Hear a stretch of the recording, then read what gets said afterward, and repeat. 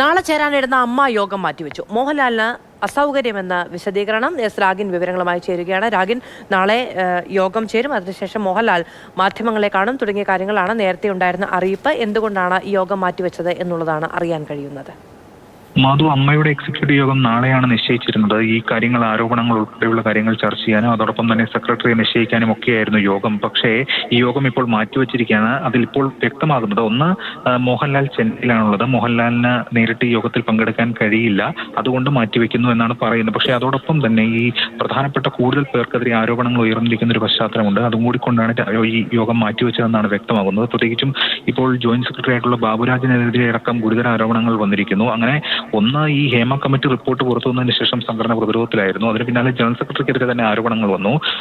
അതിനുശേഷം ഈ യോഗം ചെയർ ചെയ്യേണ്ട, അല്ലെങ്കിൽ യോഗത്തിന് നേതൃത്വം കൊടുക്കേണ്ട ജോയിന്റ് സെക്രട്ടറി ബാബുരാജിനെതിരെയും ആരോപണങ്ങൾ വന്നു. അങ്ങനെ കൂടുതൽ താരങ്ങൾക്കും ഭാരവാഹികൾക്കും, അമ്മ ഭാരവാഹികൾക്കുമെതിരെ അടക്കം ആരോപണങ്ങൾ ഉയരുന്ന ഒരു പശ്ചാത്തലത്തിൽ സംഘടന തീർത്തും പ്രതിരോധത്തിലാണ്. ഈ ഒരു പശ്ചാത്തലത്തിലാണ് ഇപ്പോൾ യോഗം മാറ്റിവെച്ചിരിക്കുന്നത്.